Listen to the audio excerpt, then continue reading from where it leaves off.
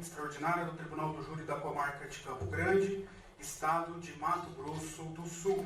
Determina o senhor oficial de justiça que proceda à chamada dos jurados sorteados para a presente reunião e que, à medida em que se proceder à chamada, o jurado deverá consignar o seu comparecimento dizendo-se presente. Ariane Batista, Dirce Leusa,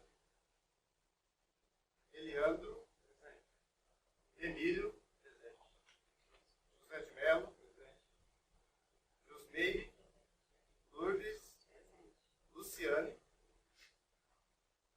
Marcos Oliveira, Maria Aparecida, Matheus Saragosa, Maíra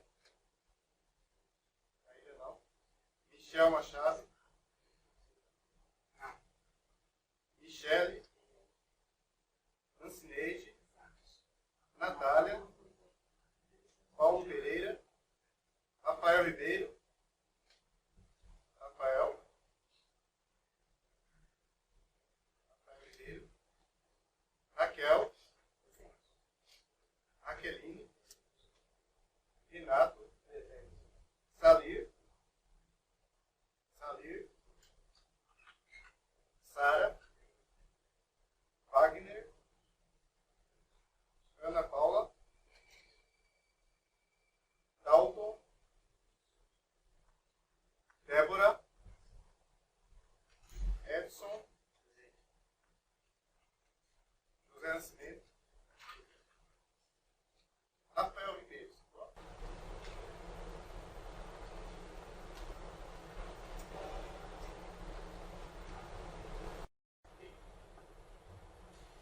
Tendo comparecido o número suficiente de jurados, declaro instalada a sessão.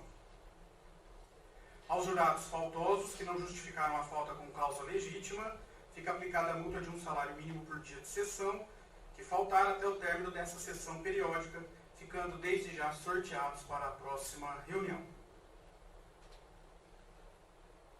Colocadas as cédulas na urna de votação, será submetido a julgamento na data de hoje o acusado, tendo como a acusação imputa a ele a conduta descrita no artigo 121, parágrafo 2º, incisos 3 e 4 do Código Penal, que é o crime de homicídio consumado duplamente qualificado. Por favor, senhor oficial de justiça, apregoa as partes e as testemunhas.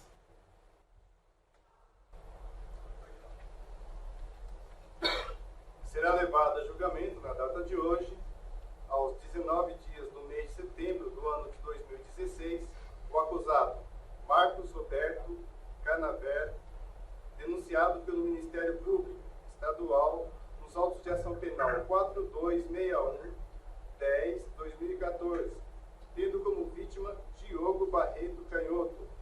A quarta sessão da reunião extraordinária do mês de setembro da segunda vara do Tribunal do Júri será presidida pelo Dr.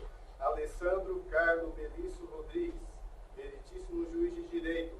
Atuará na acusação Dr. Gércio Eduardo de Araújo, promotor de justiça. E na defesa, o Dr. Rodrigo Oliveira Alvarez, defensor público. Que o réu seja colocado à minha frente, por favor.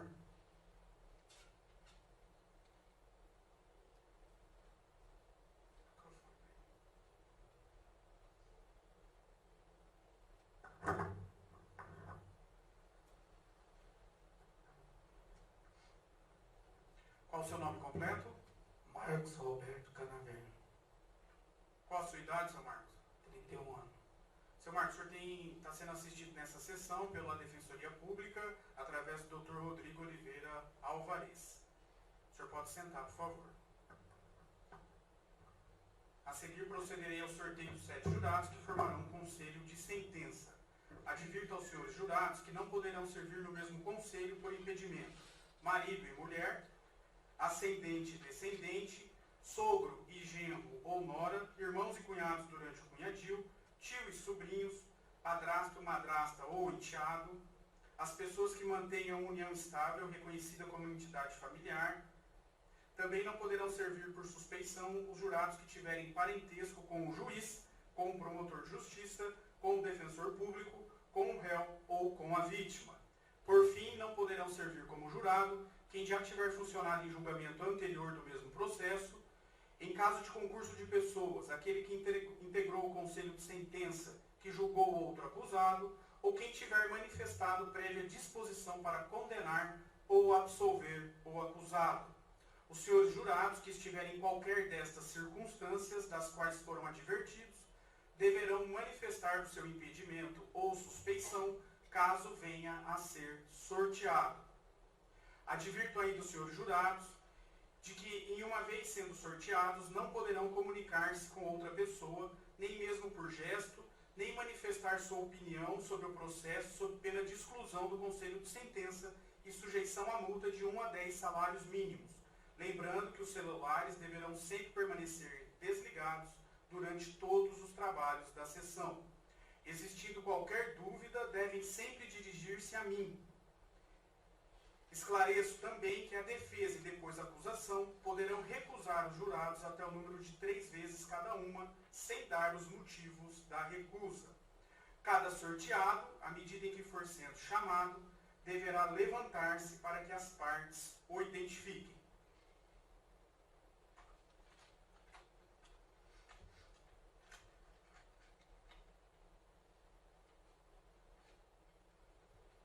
Sara Radassa Albuquerque Saab, diga a defesa. Pode tomar assento, por favor. Michele Ferreira de Abreu,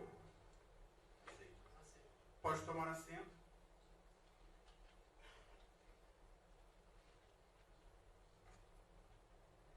José Nascimento Oliveira, diga a defesa.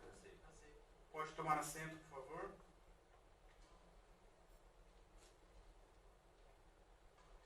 Edson Luiz de Melo. Defesa? Por favor.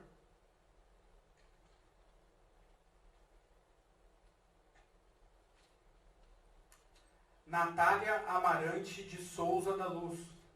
Defesa? A pedido dispensa. Testemunha dispensada. Desculpe, jurada dispensada. Maria Aparecida Nogueira Abdala Barbosa. Diga a defesa. Por favor, pode tomar assento.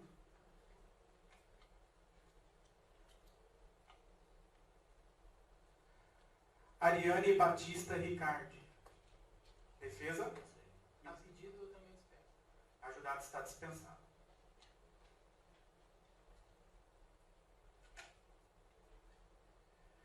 Josimeire Zancanelli de Oliveira. Por favor, pode tomar assento.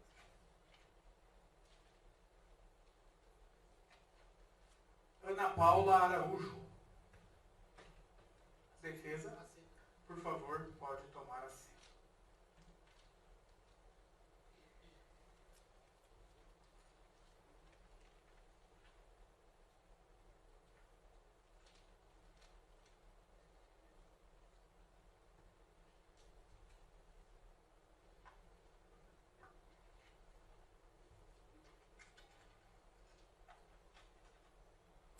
Está formado o conselho de sentença. Farei agora a exortação legal.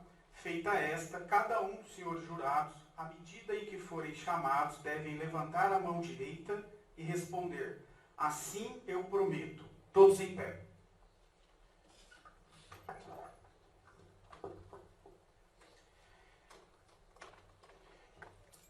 Em nome da lei, concito-vos a examinarem com imparcialidade esta causa e a proferir a vossa decisão de acordo com a vossa consciência e os ditames da justiça. Sara Albuquerque Saab,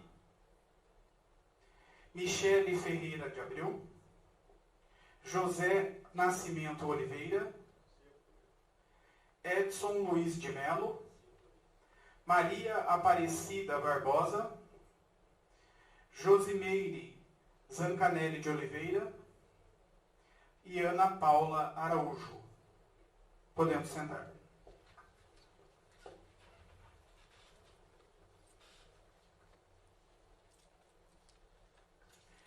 Aos senhores jurados que foram recusados ou não sorteados para esta sessão de julgamento estão devidamente dispensados, podendo então retornar às suas atividades, ficando advertido, porém, das próximas sessões, das quais já foram intimados para comparecimento a esse tribunal do júri, ficando desde já o meu agradecimento pelo comparecimento e o meu desejo de que tenham todos um bom dia.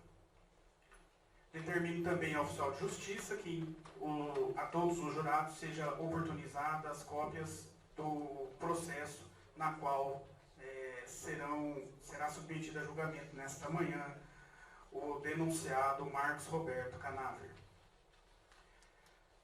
Também faculto a todos os jurados que foram sorteados, se desejam comunicar a algum familiar ou ao ente empregatício de que fazem parte dessa sessão do Tribunal do Júri e que, portanto, ficarão na manhã de hoje nesta sessão. Algum dos senhores jurados necessita fazer esse tipo de comunicação? Tudo ok, então? Então vamos dar prosseguimento.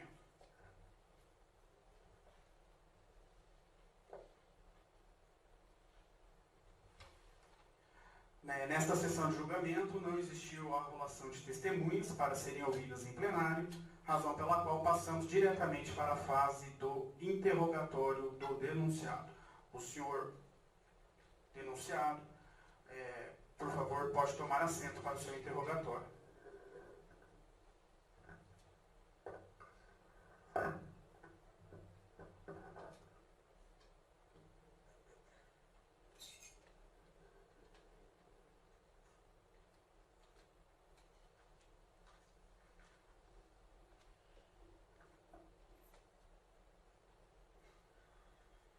Sr. Marcos Roberto Canaver, né?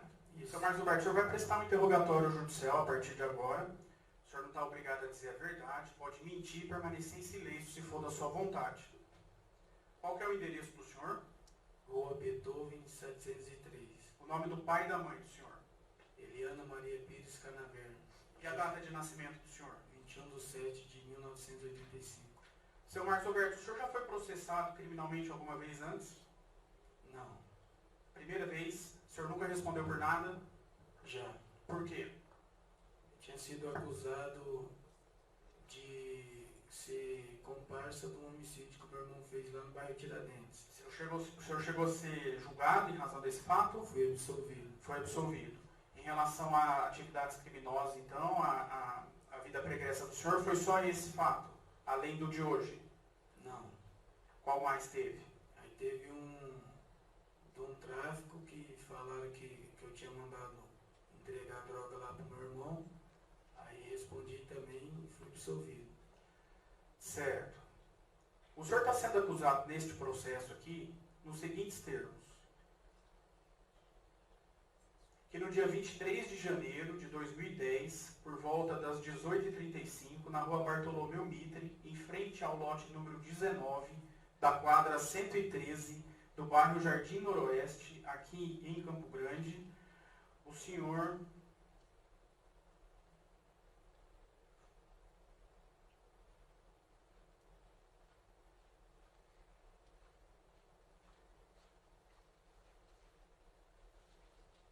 teria praticado o seguinte: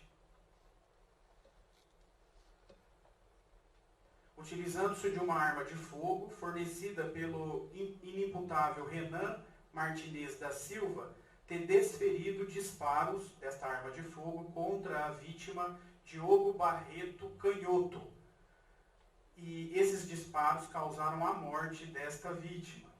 Ficou apurado aqui que antes desta conduta, o senhor estava acontecendo uma discussão familiar, ocasião em que a vítima tentava apaziguar os ânimos. E nessa de apaziguar os ânimos, ele acabou repreendendo o senhor, chamando-o de moleque.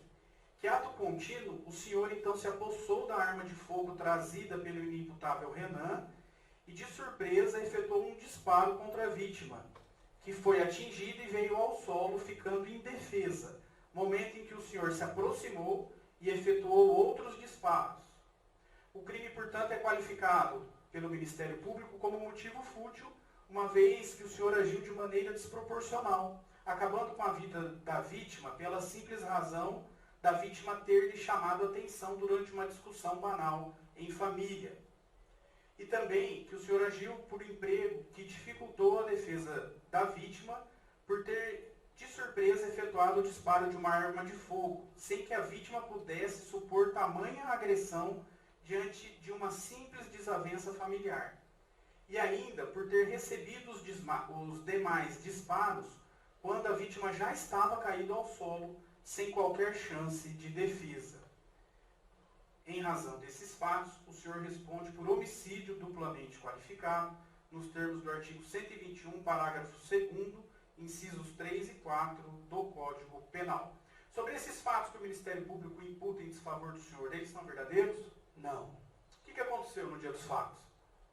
Eu cheguei na casa da minha avó, no bairro Tiradentes. Aí o meu primo, o Gilberto, me chamou para ir na casa da Dalina tomar um tereré. Aí a gente pegamos a bicicleta e fomos até o local. Chegando lá, minha prima foi até o mercado para comprar as coisas para fazer um almoço e demorou. Nessa que ela voltou, ela já voltou com marca de agressão, certo? E falando que o Alisson tinha batido nela. Até no momento, como nessa rua Bartolomeu Mitre mora sua família, eu falei, vamos lá conversar com ele. Eu chegando lá, eu não sei o nome dele, saiu de dentro da casa com um revólver em mãos. O senhor não sabe quem que saiu de dentro da casa com o revólver? É o que eu só conheço por apelido, né? Qual é o apelido dele? O Day. Day? Isso. Certo. Aí ele chegou, perguntei do irmão dele, ele saiu armado. Aí eu já falei, ixi, vai dar, né, com o perdão da palavra, né, bosta, né? Aí eu fiquei ali. Aí eu comecei a falar pra ele, eu peguei e falei, rapaz, consideração que vocês têm pela sua tia, porque já não é a primeira agressão que ela sofria. Aí até no momento, ele saiu e foi chamar a vítima, que estava no bar. Nesse tempo que ele foi chamar o Diogo, chegou o filho da Dalina, já com a bolsa. Aí a minha outra tia veio, eu peguei a bolsa dele, quando eu olhei, tinha uma arma lá dentro. Eu fiquei com a bolsa, porque tinha vários rapazes em volta, e ele chegou. Ele não me chamou no começo de moleque. Ele começou a falar que eu tinha sido preso, que eu tinha saído corrido da máxima. Eu falei, rapaz, nunca fui preso, só tenho família aqui. Aí começou a discussão. Aí nessa da discussão foi o que aconteceu, ele sendo vitimado. Certo. Na hora da agressão, na hora da discussão, como é que foi? O senhor sacou a arma da bolsa, o senhor estava portando a bolsa, segurando a bolsa. Sim. Era uma mochila, era uma bolsa, como que era? Uma bolsa preta. Uma bolsa preta. Isso. Certo. E a arma estava lá dentro. Estava lá O dentro. senhor já sabia que a arma estava lá. Já. Porque o outro tinha saído com ela. Chegou com ela, né? Chegou com ela. E como é que foi? O senhor abriu a bolsa, sacou a arma e efetuou o disparo? Não, foi de dentro da bolsa. De dentro da bolsa mesmo? Da bolsa. Certo. E como que foi? O senhor deu o primeiro tiro e aí, o que aconteceu? Eu dei o primeiro tiro, ele caiu. Aí ele tentou levantar, aí os outros rapazes, eu fiquei com medo deles virem para cima de mim. Aí eu efetuei mais disparo, peguei minha bicicleta e fui embora. Certo. E nessa hora, onde que estava o Renan? O Renan já tinha saído correndo já depois do primeiro disparo. Depois do primeiro disparo, ele saiu correndo. Isso, Certo. Além do Renan e do senhor, estava a vítima. isso. E quem mais? Tava a vítima, a Sônia, a Tereza, o Gilberto, os meus parentes todinho estavam lá. Todos eles presenciaram, então. Isso. Certo. Aí depois o senhor pegou a bicicleta e saiu. Peguei a bicicleta e fui embora. Certo. E depois disso, o que aconteceu? Depois disso eu não sei, porque daí, quando foi na segunda-feira eu fui pro serviço, né? Aí depois de 3 meses eu peguei e me apresentei. Arrumei um dia para mim me apresentar e me apresentei para a justiça. Certo. O senhor deu o primeiro disparo e a vítima caiu. Isso. Certo. E depois disso, o senhor foi lá e deu mais 2 disparos? É que eu achei, como ele estava armado, né, que o Dei estava armado e foi buscar ele, eu vi que ele portava uma arma de fogo. Mas quem portava a arma era o Dei ou o Diogo? O Dei, primeiramente, quando eu fui até a casa, aí ele foi chamar o Diogo no bar, ele estava bebendo. Aí quando ele chegou, ele já chegou armado. Mas quem armado? O O Diogo? O Diogo, a vítima? Isso, passaram o revólver para ele. O senhor chegou a presenciar ele portando a arma? Sim, Aonde que estava a arma com a vítima? estava na cintura dele, Mas era visível ou camuflada? visível. Certo.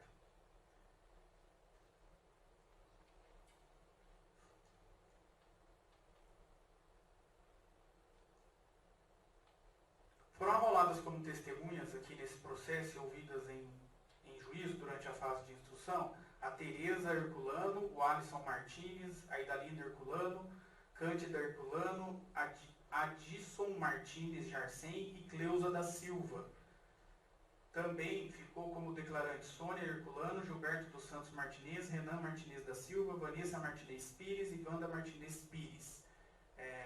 Essas pessoas, a maioria são parentes do senhor, né? Isso, O senhor tem alguma coisa contra essas pessoas? não. Com a palavra o Ministério Público. Bom dia. Bom dia. Marcos, durante essa discussão que o senhor teve com o Diogo, ele estava na bicicleta dele? Ele chegou a descer da bicicleta? Não, a bicicleta que ele caiu foi a minha, né? Ele veio de a pé. Estava 2 quadras para cima num bar. Ele não estava de bicicleta? Não, Certo. E por que o senhor atirou contra ele? porque ele veio para cima de mim, colocou a mão no revólver e veio para cima de mim. Por isso que eu efetuei o disparo. Certo. E o senhor mencionou agora para o doutor aqui que o senhor viu ele armado. Isso. Mas em juízo, o senhor foi interrogado, o senhor mencionou naquela oportunidade que o senhor só viu ele com arma depois que ele estava no chão. É isso mesmo? Não, foi porque na outra audiência que teve, não foi a pergunta que o juiz fez, né? Ele perguntou depois que o rapaz caiu se ele estava armado. Ele já chegou armado no momento. Mas você só foi ver essa arma depois que ele caiu no chão. Não, O senhor disse isso. não lembro. Não lembro? E como ele foi para cima do senhor? Ele estava com quantos metros de distância? Mais ou menos. Mais ou menos aqui na mesa aí. Na mesa, uns 3 metros? Não perto. Posso levantar? Pode.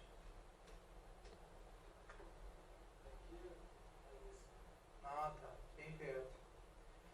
E como que o senhor explica? O primeiro disparo acertou a cabeça dele, né? Eu não sei, né? Porque o primeiro disparo foi feito de dentro da bolsa. Eu só sei que ele caiu, né? O senhor não viu onde atingiu. Não vi. E como que, se ele estava indo para cima do senhor, atingiu a lateral da cabeça dele? Se ele estava vindo de frente, como que atingiu a lateral? O senhor tem como explicar isso? Não.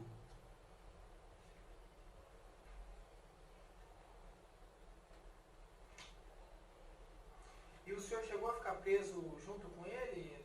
Porque o senhor chegou a ficar preso por esse homicídio, né? Mas não é da mesma época, né? Não fiquei preso por Não isso. ficou preso?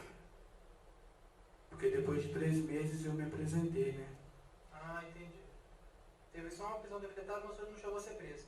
E quando ele na discussão ali, ele fazia referência ao fato de que o senhor lá na prisão pagava de pastor e aqui está querendo arranjar confusão. Ele estava confundindo o senhor com outra pessoa? É porque meu irmão, ele é preso, né? E eu pareço muito com ele. Então, da outra vez que eu fiquei preso e fui absolvido, é porque me acusaram que eu pareço muito com ele. Só que eu sempre tive a minha vida correta, né? Procurei ser o mais correto. Aí ele começou a falar que eu estava pagando de pastor na máxima, tinha saído corrido de lá. E começou a se alterar também. Até no momento eu estava calmo. Só que daí eu vi que ele começou a se alterar demais também. Eu peguei e falei, ele vai matar eu, vai matar meu O primo. senhor foi na residência para fazer o quê? Para tirar satisfação com o Alisson? Com o Alisson que tinha batido na tia dele. Na tia dele. Isso. E o senhor está mencionando aqui que esse Deia, né? Que O Dei. Dei, é o irmão do Alisson, né? Isso. O senhor viu ele saindo com arma na casa dele? Ele saiu de dentro da casa dele. Quando eu chamei o irmão dele, ele saiu de dentro da casa dele com o revólver na mão.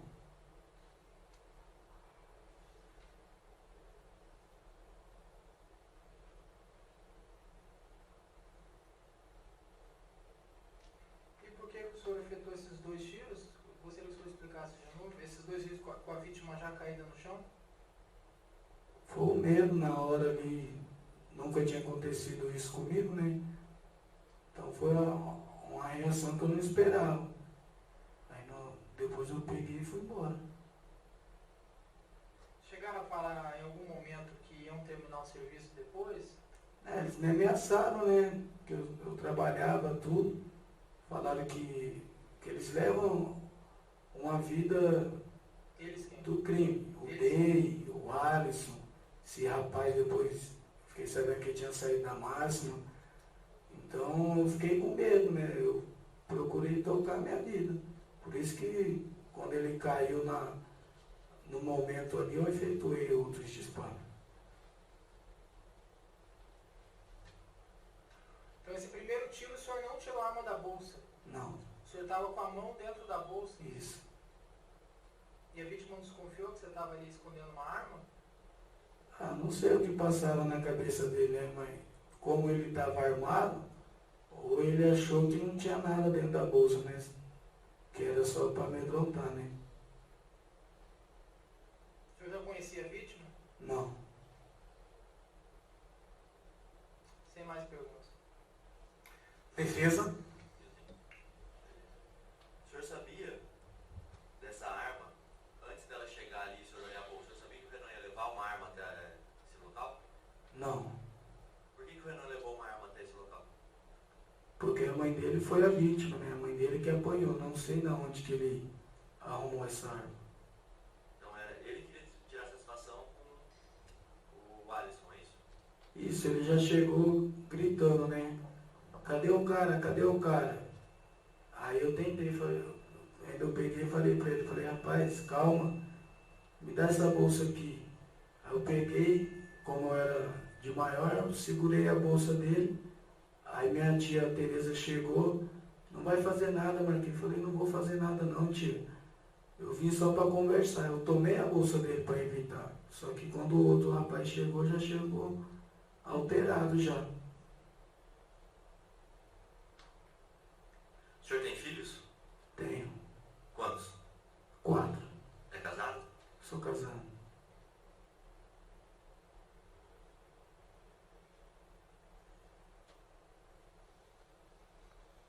Ele estava com a mão na arma, é isso, quando ele foi pra cima do senhor? Não, até no momento a arma estava na cintura dele. Quando ele veio para cima de mim, que ele foi colocar a mão no revólver, eu dei o primeiro disparo. Sem mais perguntas. Em complementação, só para esclarecer aqui, o Renan é seu primo, então. Isso, E ele é o filho da Tereza, da Dalina. da Dalila, Isso. que é a mulher que foi agredida pelo Alisson. Isso. Certo. E o Dai, que o senhor diz, é irmão do Alisson. É primo. É primo do Alisson. E o senhor só conhecia nesse caso aí a vítima, o Diogo. Eu não conhecia. Não, é isso, não conhecia o Diogo. O Alisson o senhor já conhecia. Já. O senhor teve algum problema com o Alisson ou com o Day?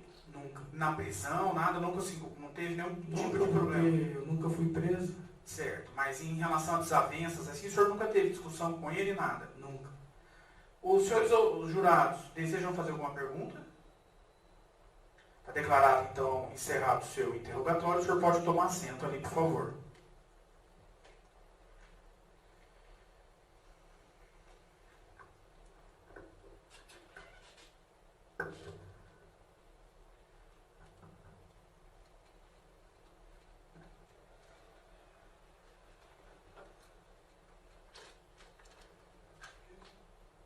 Tudo bem para ir direto? Podemos ir? Passamos então à fase dos debates. Advirto antes, porém, as partes que durante os debates, sob pena de nulidade, não poderão fazer referências à decisão de pronúncia, às decisões posteriores que julgaram admissível a acusação ou a determinação do uso de algemas como argumento de autoridade, que beneficiem ou prejudiquem o acusado.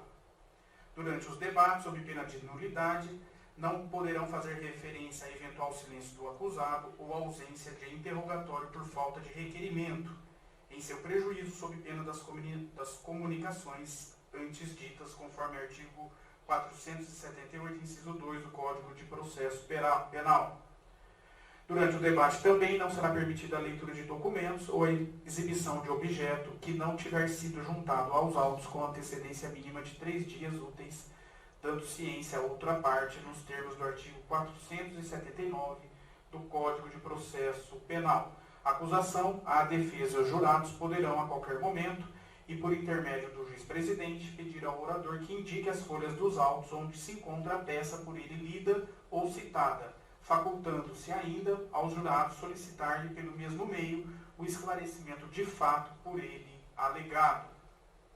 Os apartes deverão ser solicitados à parte que estiver fazendo uso da palavra. Caso em que, se houver discordância, poderá o juiz decidir pela intervenção, que terá o limite de 3 minutos, e esse tempo será acrescido ao tempo do orador. Não será admitido debate paralelo que vise tumultuar os trabalhos, ou ainda a utilização do debate para abuso ou excesso de linguagem em relação a outra parte. Os senhores jurados, nesta fase do procedimento, terão acesso aos autos e ao instrumento do crime, bastando solicitar ao juiz. Concedo a palavra ao Ministério Público, que terá um prazo de 1h30 para a sua sustentação oral nos limites da pronúncia. Excelentíssimo senhor Dr. Sandro Carlos Melisso Rodrigues. Aqui, nesse multirão, presidir um julgamento, dando uma satisfação que a sociedade nos cobra, porque vemos no dia a dia uma criminalidade que cada vez nos assusta mais. E para que a gente possa fazer frente a essa criminalidade, é preciso que esses crimes sejam julgados, né? A certeza da impunidade, ela gera novos crimes. Então, a partir do momento que as condenações elas advêm, elas são corretamente aplicadas, os criminosos vão, se não temem, vão passar a temer cada vez mais a justiça. E Vossa Excelência, preocupado com essa situação em que nós vivemos aqui em Campo Grande, vem colaborar, que certamente, fazendo justiça no caso aqui de hoje, além de darmos uma satisfação com a sociedade como um todo, estaremos mostrando para a sociedade que aqui crimes graves não ficam impunes. Tá? Umas saudações pessoais e também em nome do Ministério Público deste Estado. Eu estendo meu cumprimento ainda ao Dr. Rodrigo Oliveira Alvarez, nobre defensor público deste Estado, que ora assiste, patrocina a defesa do acusado. Os acusados que não têm condições de pagar advogados, mal eles sabem a sorte de serem defendidos por defensores públicos. Em toda a minha carreira, já fiz júris com vários defensores, e em cada um deles eu me admiro mais do trabalho que é feito, pela dedicação, pelo grande preparo. Então eu tenho certeza que o Marcos Roberto Canaver, que está aqui no banco dos réus, terá a plenitude da defesa garantida, exercida no dia de hoje por Vossa Excelência, que é um experiente no júri, lá de Três Lagoas, conforme o contato que tivemos antes, já fez diversos julgamentos lá, e sei que é muito bom nessa arte, e é um prazer poder trabalhar pela primeira vez no seu lado aqui. Já atuamos em outras causas criminais antes, mas aqui no Tribunal de Júri é a primeira vez, e espero encontrar em outras oportunidades, que certamente Vossa Excelência contribuirá com a justiça e também com o crescimento deste promotor de justiça e desse cidadão também. Meus cumprimentos pessoais em nome do Ministério Público deste Estado também. Não poderia me esquecer de saudar aqui os nobres serventuários da justiça, que muito bem exercem esse trabalho, que é muito difícil, né? É um trabalho invisível, mas sem esse amparo o juiz não consegue trabalhar. A máquina do Poder Judiciário só anda graças ao desempenho, a zelo que os senhores e a senhora têm no dia a dia e o fazem com brilhantismo, com dedicação, que é reconhecido por este promotor de justiça. E além de tudo isso, além de todo esse exercício dessa missão, dessa função importante, ainda atendem com presteza, com educação, todas aquelas que os jurisdicionados, aquelas pessoas que procuram justiça, este promotor de justiça especial, que tem uma satisfação muito grande poder trabalhar nesta vara criminal. Meus sinceros cumprimentos. Aos policiais civis, eu também faço um cumprimento, e a Polícia Civil merece um reconhecimento muito importante nesse Tribunal do Júri, pelo seguinte sentido: a Polícia Civil de Mato Grosso do Sul, como no Brasil inteiro, de uma forma geral, ela não é equipada da forma devida. Aqui há um número muito reduzido de investigadores, de delegados, e apesar de tudo isso, o índice de elucidação, de descoberta da autoria dos crimes é muito grande. Para que Vossas Excelências tenham uma ideia, em São Paulo, que é o estado modelo do país, o estado mais rico, lá 10% dos crimes de homicídio se descobre quem foi o autor, 10%. Aqui estamos beirando a margem de 60% a 70%. Então é muito positivo. E é por isso que temos, doutor Alessandro, temos que fazer diversos multirões aqui, porque são muitos crimes, infelizmente, aqui em Campo Grande, e a polícia descobre a autoria e a gente tem que julgar aqui onde a sociedade dá a resposta final.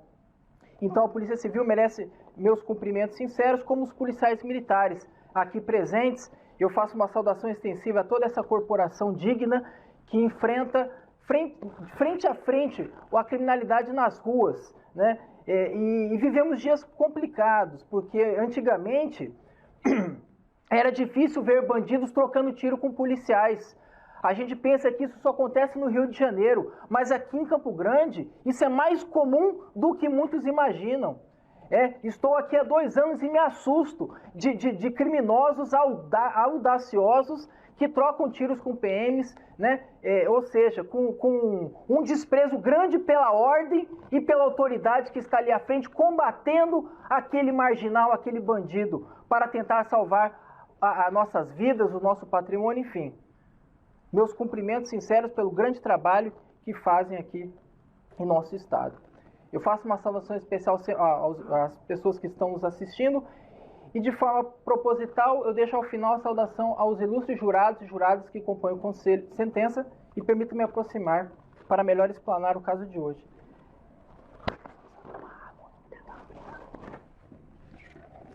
Bem, Excelências, esse é um caso, né, em primeiro lugar, né, eu gostaria de parabenizar mais uma vez Vossa Excelência estar aqui hoje, representando toda a população de Campo Grande, para, em nome dela, dar uma resposta que o caso de hoje exige. Vossas Excelências não estão aqui hoje incumbidas dessa missão à toa, são pessoas honradas, pessoas com idoneidade moral, pessoas de bem, que estão hoje, então, habilitadas moralmente para dar um voto sim ou não, que representa uma externação da vontade do que a população de Campo Grande tem. Vossas Excelências, ao longo desses julgamentos, têm demonstrado uma seriedade, uma competência que me impressiona muito.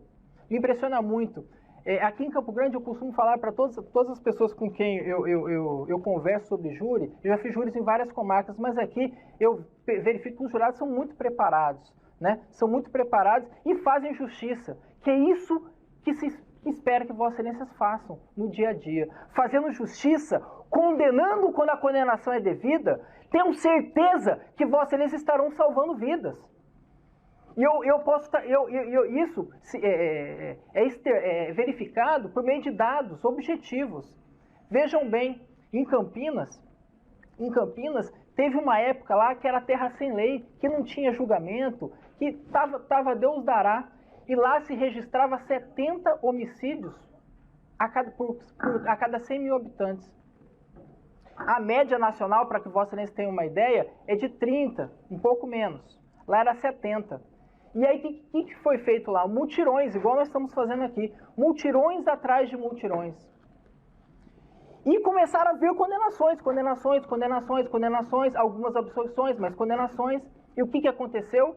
Em pouco tempo, de 70 assassinatos por 100 mil habitantes, baixou para 30. É muita coisa. Em Corumbá, eu sou testemunha viva. Fiquei lá por quase 7 anos. Quando eu cheguei lá, era 40 assassinatos por ano. E aí, o Ministério Público, Defensoria Pública e Judiciário, nós arregaçamos as mangas e fizemos diversos julgamentos, coisa que não existia antes. Em um ano, baixou para 30. Foi só isso que fez com que o número de homicídios reduzisse? Não foi só isso. Mas certamente contribuiu. Porque fazendo justiça, Vossa Excelência estarão sinalizando para as pessoas que não respeitam o direito mais importante do ser humano, que é o direito de viver.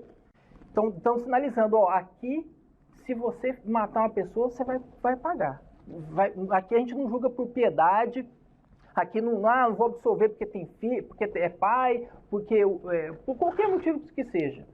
Aqui se faz justiça.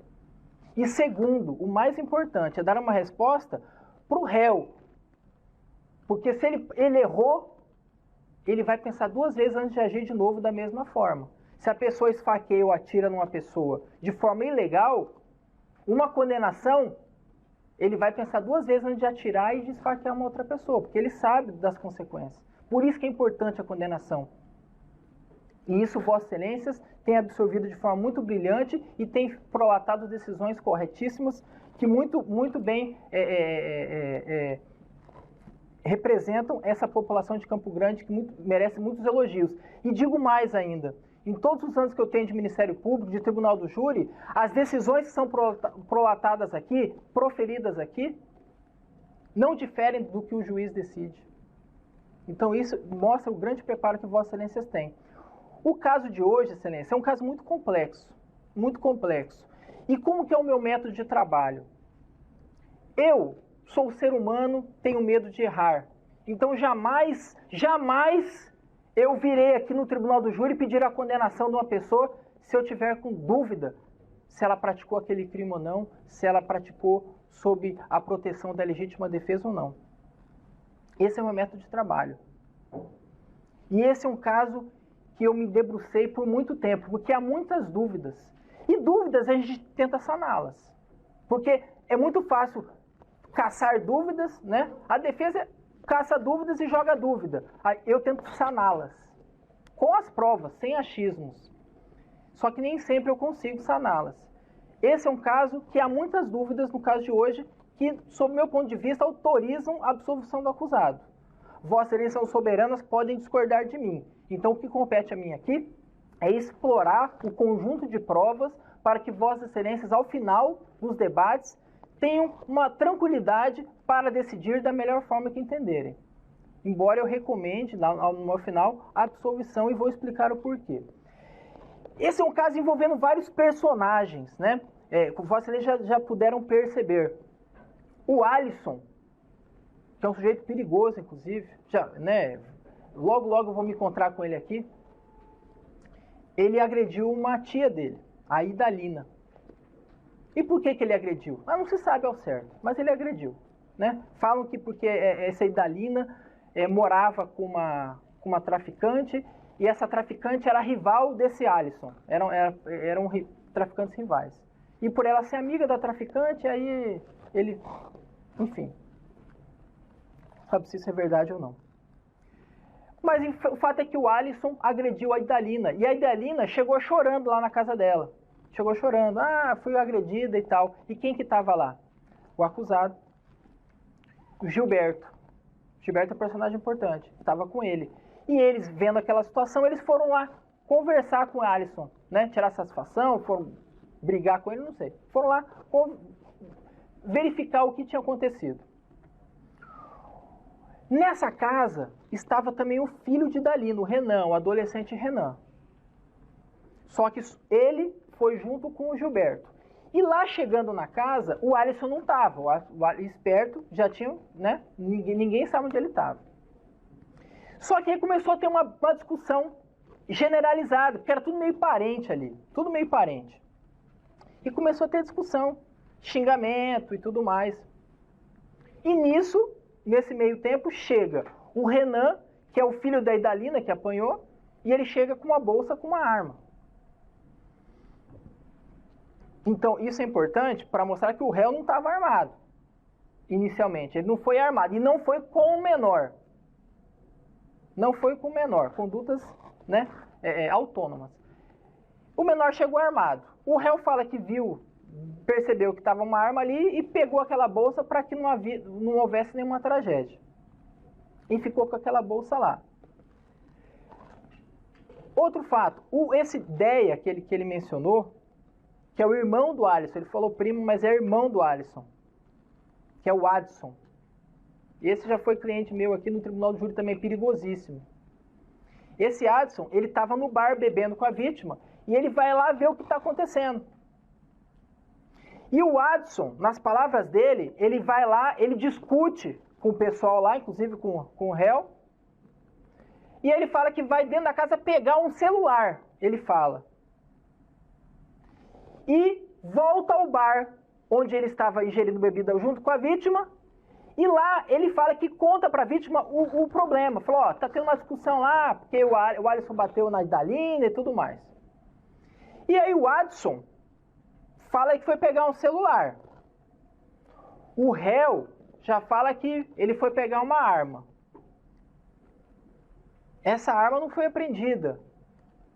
Agora, uma coisa que eu já adianto para você é o seguinte, esse Adson, esse menor, ele era menor, né? Porque ele entrou na casa e pegou, ele falou que pegou o celular, ele é super perigoso.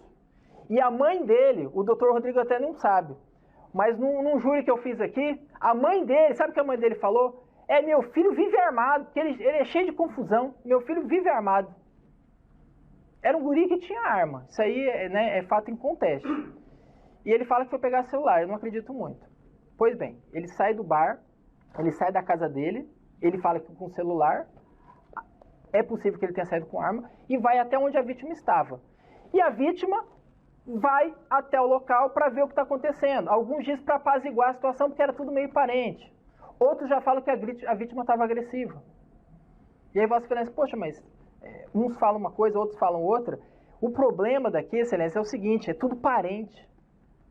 Tudo parente. Então o problema de parente é o seguinte, cada um retira, por ser parente, retira aquele grau de imparcialidade. É diferente de nós não termos uma testemunha que não tem grau de parentesco ou amizade íntima com as pessoas envolvidas numa discussão, ela enxerga de uma forma, ela vai narrar dessa forma, de forma isenta. Aqui é tudo parente. Então, parente vai tentar melhorar a situação dele, outros vão tentar melhorar a situação da vítima, enfim. E por isso que eu digo que foi um processo muito difícil de eu estudar, de sanar as dúvidas, porque cada pessoa fala uma coisa e não encaixa muito assim, há muitas dúvidas no ar. O que exatamente aconteceu? O fato, esse resumo fático que eu comentei para vocês, isso aconteceu mesmo, né? Uma mulher apanhou, o réu foi lá conversar com um cara que bateu nessa mulher para ver o que tinha acontecido, e lá começou a ter uma discussão. Nisso chegou o menor com uma bolsa com uma arma, isso está provado, o menor chegou depois, isso está provado, não tem dúvida, né? Chega esse marginalzinho, o pequeno, o apelido dele é pequeno também, o Deia, o Adson, que ele vai ver o que está acontecendo, ele entra na casa para pegar um celular, eu não acredito muito, ele volta até o bar e encontra a vítima, isso está provado, e a vítima vai até lá conversar. E aí o réu atira na vítima, e com ela caída no chão, ele dá mais 2 tiros. Isso está provado. E isso faz com que ele mereça uma legítima defesa?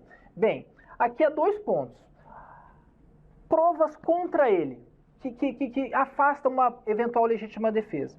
Bem, em primeiro lugar, essa arma que ele fala que estava na cintura da vítima, ela não foi apreendida.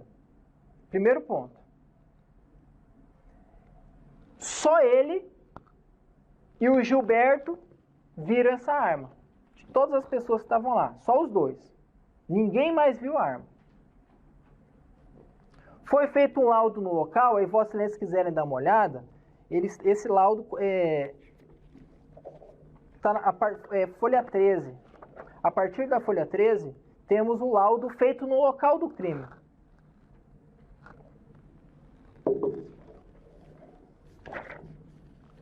Bem, nesse laudo, Aqui consta a vestimenta da vítima, fala que não dá conta de que tinha arma perto dele né, quando foi feita a perícia. Há fotos, né? A partir da folha 18, há fotos da vítima caída no chão. Aí, se não quiserem ver, né, na folha 19, já tem uma foto mais precisa da vítima caída. Na folha 20, temos o local em que o tiro entrou, indicando pela mão uma seta, né, na cabeça e no braço. E perto da vítima aqui, chinelo, boné, enfim.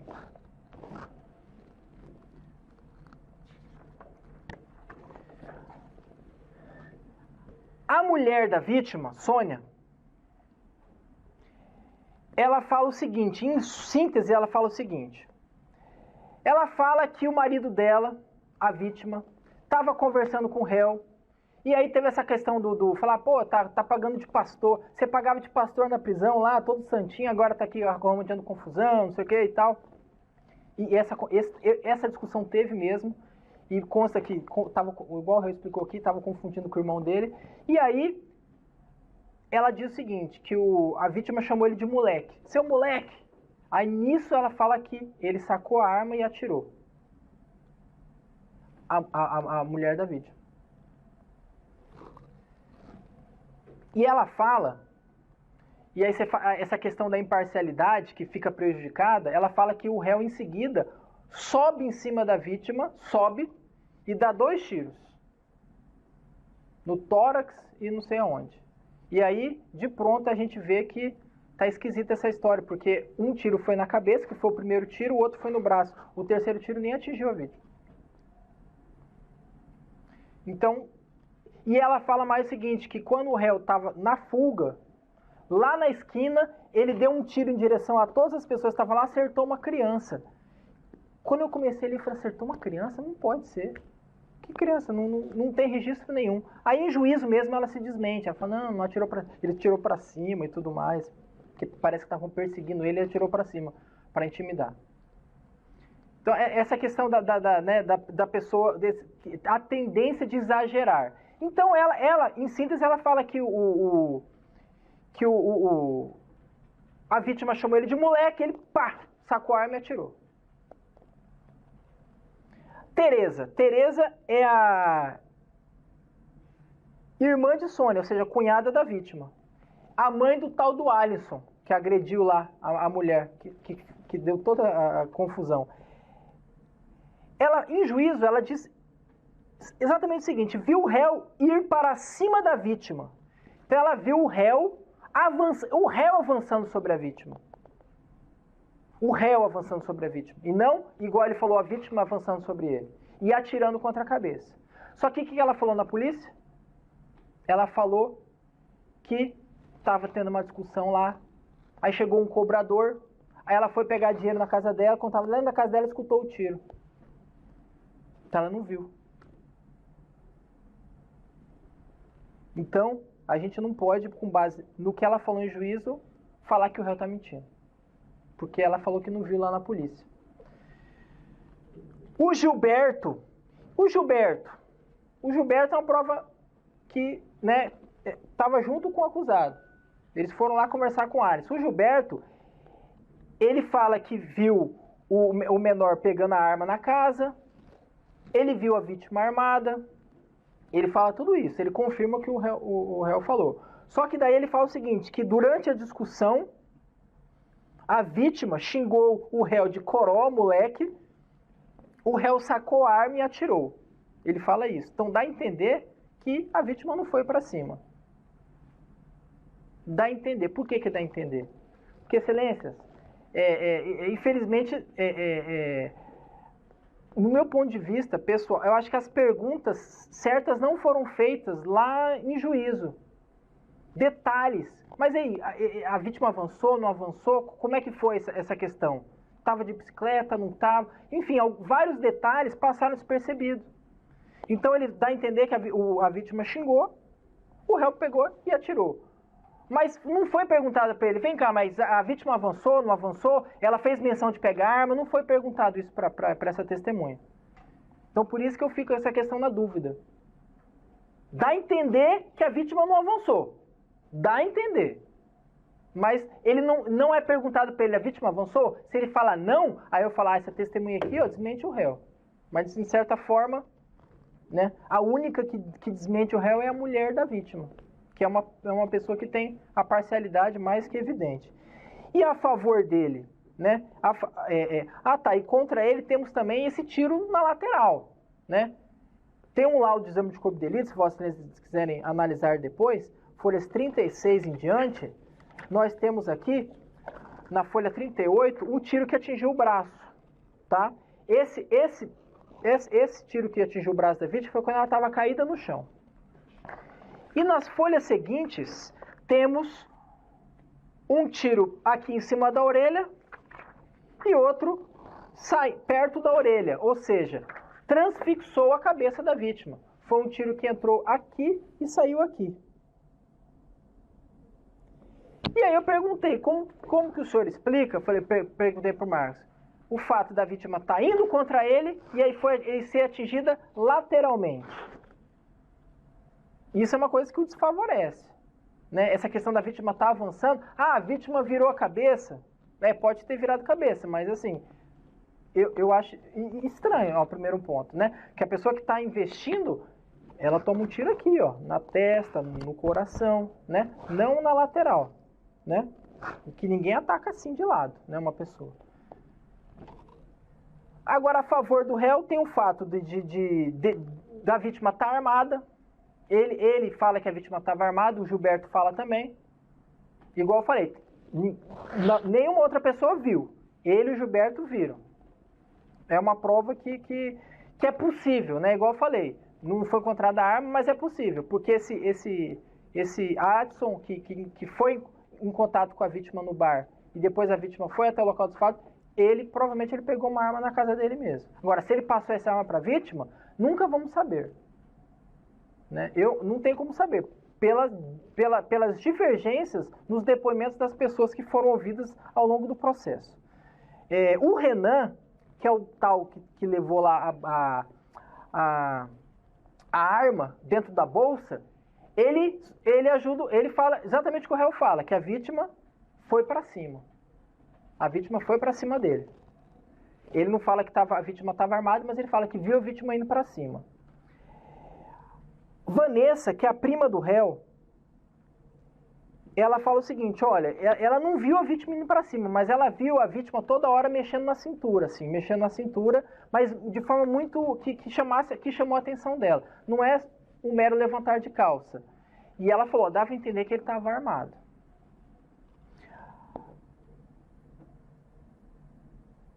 E a Wanda, ela, que é a outra prima do réu, além de dizer a mesma coisa, que viu o réu muitas vezes botar a mão na cintura, mexer e tal, ela fala que a vítima foi para cima do réu. Então vejam só como o caso é complexo, né? Cada um fala uma coisa, né? A mulher da vítima fala, da discussão lá, o marido dela tomou tiro. Temos aqui o Renan, o menor, e a prima dele, a Wanda, que falam exatamente o que ele falou, que a vítima foi para cima dele. O Gilberto fala que a vítima estava armada, ele não fala se foi para cima ou não, mas ele não confirma e nem infirma, nem desconfirma, porque essa pergunta não é feita para ele. Foi para cima? Fica dúbio. A outra fala, olha, ele provavelmente estava armado, ele estava mexendo muito na cintura e tal, estava esquisito esse movimento dele. E temos a versão do réu, que a versão do réu ele foi ouvido na polícia, em juízo e hoje. Ele sempre deu a mesma versão. Ele chegou lá atrás do Alisson, não tinha nada a ver com esse Diogo. O Diogo, sabendo o que está acontecendo, vai lá, e ele lá tem uma discussão acalorada, e aí a vítima, ele fala que foi para cima dele e foi sacar uma arma de fogo. Então, se essa versão for correta, se for a verdadeira, não dá para saber, eu entendo ser cabível a legítima defesa. Dúvidas que existem no processo. Por exemplo, a vítima estava armada ou não estava armada? Tem pessoas que falam que sim, tem pessoas que falam que não. A vítima fez menção de que estava armada? Isso aí tem várias pessoas que falam que sim. A vítima efetivamente avançou contra o réu? Foi atacá-lo? Tem testemunha que fala que sim, tem testemunha que fala que não. Outra questão, o réu retirou a arma da bolsa quando atirou? Tem uma que fala que sim, a maioria fala que não. Que o réu, ele nem tirou a bolsa a mão da bolsa, né? Ou seja, ele não fez uma mira assim precisa de apontar e tal. Ele, do jeito que estava, ele atirou. Então, excelências, se entenderem que essa versão dele é a verdadeira, porque tem provas que dão sustentação a ela e tem provas que falam que não, a vítima não avançou, a vítima não estava armada, enfim. São dúvidas que eu não consegui sanear. E na dúvida é melhor absolver. Aí vocês vão pensar, poxa, mas ele deu 2 tiros com a vítima caída no chão. Se esse tiro no chão tivesse matado a vítima, aí seria um excesso bem configurado. Um excesso de legítima defesa. Só que esses 2 tiros foram irrelevantes, porque um não atingiu a vítima, o outro pegou no braço. E as pessoas falam que quando ela foi atingida na cabeça, ela caiu já morta. A tiro aqui, ó, atravessou aqui, ó. Foi quase que uma morte instantânea. Então esses 2 tiros com a vítima no chão demonstram mais aquela, não sei se o medo excessivo, aquela raiva pela situação, tudo mais, mas que não tem a força de tirar a legítima defesa inicial do primeiro tiro. Aí fica aquela questão, mas como que atingiu aqui e saiu aqui? Essa é uma questão que eu fico na dúvida. Ou ele pegou a vítima, assim, não dá para saber. O fato é que a vítima não foi pega desprevenida, como a denúncia imputa ao acusado. Pegou o réu de surpresa. Eles estavam numa discussão acalorada. Então, se vocês entenderem, por exemplo, que ele não merece ser absolvido, essas qualificadoras são muito exageradas. Por quê? Porque o motivo fútil, essa questão do motivo fútil, é um motivo desproporcional, né? Você matar por um motivo banal, insignificante, né? E a jurisprudência, os nossos estudiosos no direito, apregou o seguinte, que se uma pessoa mata a outra diante de envolvida numa discussão acalorada, você pode falar que é injusto a conduta dela, que é reprovável, que é tudo, mas fútil não. Fútil é uma banalidade, não uma discussão acalorada como ali, até troca de xingamentos. Surpresa da mesma forma, né? A vítima não foi pega desprevenida ali, no momento de bobeira. Ali fala que eles estavam numa discussão, né? Então, enfim, essas qualificadoras de pronto são exageradas. Agora, o réu deve ser absolvido ou não? Há uma dúvida. É uma dúvida que eu estudei esse processo, reli, e não consegui chegar a uma conclusão clara. A vítima estava armada? É bem provável. Porque quem que encontrou a vítima antes dela ser morta? Lá no bar. Essa ideia, o Adson, marginalzinho, que a mãe fala, meu filho vive armado. E você pega o histórico dele, tem um monte de homicídio. Inclusive denunciei ele agora há pouco, ele numa briga de bar, ele deu um tiro aqui perto do olho de uma pessoa. Aí depois, legítima defesa e tal, aí inventa um monte de história. É perigoso. E ele encontrou a vítima antes da vítima ir lá discutir com ele. Então é possível que a vítima tivesse armada, até porque tem várias testemunhas que viram ele mexendo muito na cintura. Mexendo muito na cintura, de forma, né, estranha. E o réu diz que, inclusive, ele fez menção de tirar a arma. O Renan confirma isso, o adolescente. Fala que a vítima foi para cima do réu e foi puxando um revólver da cintura. Embora ele não fale em revólver, fala que viu ele fazendo menção de que ia tirar algo da cintura. E esse tal do revólver? Foi feita uma perícia no local. Não foi encontrado o revólver. Mas como era tudo parente, é possível que alguém tenha tirado essa arma. A mulher da vítima estava lá. É possível. Então, assim, se acreditarem nessa versão do acusado, eu entendo que é caso de absolvição. Né? Tiro na cabeça, não sei o que, ele poderia ter agido de outra forma, ele poderia ter atingido o tórax e tudo mais. Em tese poderia. Mas se uma pessoa está te atacando com arma, você não vai ficar preocupado, eu vou atingir um órgão menos letal e tudo mais. Você vai querer se defender. Aí você está autorizado a atirar contra qualquer lugar dele, né? E esses 2 tiros com a vítima caída no chão, entendo que é um fato posterior, de certa forma impunível. A vítima já estava talvez morta e não deu causa ao homicídio dela. Foi no braço e o outro nem atingiu, né? Então é isso, eu não vou me delongar mais, excelências. Esse é um caso complexo, com várias testemunhas, só que cada um falando uma coisa, que dificulta a gente de enxergar o fato como um todo, né? De ter certeza do que aconteceu. E se eu não tenho certeza se a versão que ele deu é verdadeira ou não, é melhor absolvê-lo. Porque a versão dele não é isolada. Tem conforto nas provas dos autos. Tá?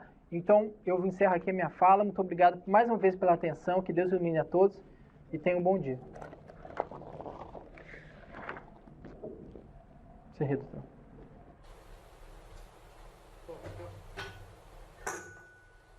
Encerrado, portanto, a fase de acusação proferida pelo representante do Ministério Público, eu indago aos senhores jurados se podemos dar prosseguimento ao feito, ao julgamento.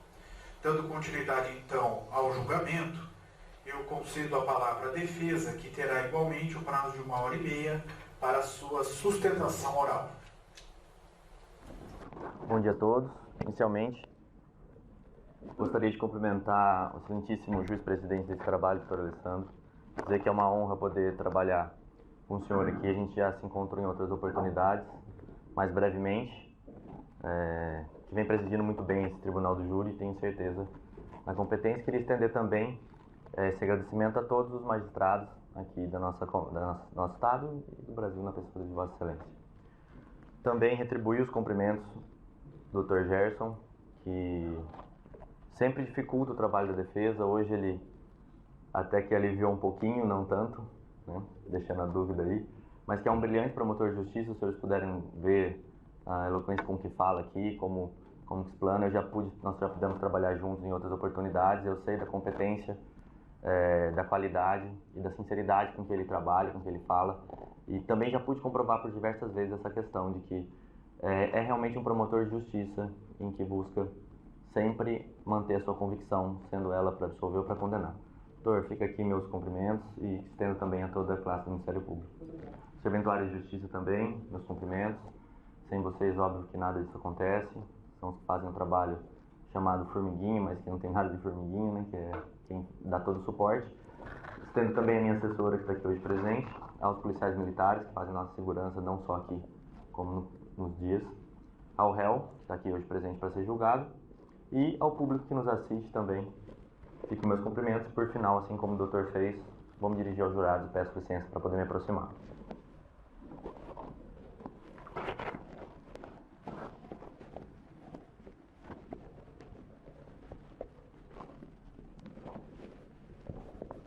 Vamos lá, aqui só para ficar certo. Então. Bom, senhores, hoje, que nem eu disse, a missão da defesa ela ficou um pouquinho mais fácil. Não muito, mas um pouco. Por que eu estou dizendo isso? Porque é difícil a nossa missão, porque quando nós nos convencemos de uma tese, que nem eu estou convencido, eu não tenho a dúvida que o doutor tem, mas tenho convencido de que isso é uma legítima defesa, que ele atuou em legítima defesa. Então é difícil, porque se o promotor não vem aqui e não chega à mesma conclusão, a defesa ela tem que brigar, e não só isso, ela tem que tentar convencer os senhores de que a versão é diferente da acusação. E aqui fica difícil, fica um trabalho difícil. Por que isso? Porque, por exemplo, a missão da Defensoria Pública é atender aqueles que não têm provimento, aqueles que não conseguem constituir um advogado no processo, seja por que motivo for. Então o processo acaba vindo para nós. E nós não temos essa relação contratual com o réu, de que o réu ele deu um certo valor, ou então eu tenho um contrato que eu tenho que fazer o melhor pelo réu no sentido patrimonial dele sair satisfeito. Na verdade, o que eu tenho que fazer é sair satisfeito com a minha tese, de apresentar a melhor tese que seja possível dentro do processo. E neste processo, assim como o promotor concordou, a melhor tese é a legítima defesa, porque houve realmente uma conduta defensiva e não uma conduta de ataque. Isso fica bem claro. Isso vai ser, já foi demonstrado pelo promotor, mas vai ser demonstrado também pela defesa no decorrer aqui da explanação. E os senhores jurados, que hoje têm uma missão um tanto facilitada também, porém não deixa de ser difícil.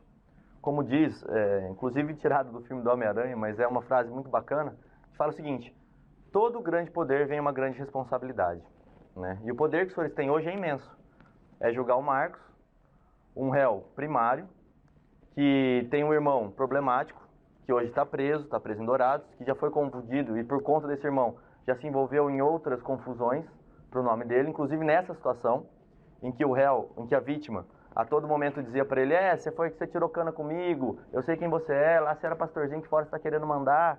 Isso era proferido a todo momento, isso todas as testemunhas falam, sem exceção, que a vítima já chegou dessa forma, conversando com ele, e ele mais uma vez que não conhecia a vítima, dizendo: olha, não te conheço, cara, não sei quem você é.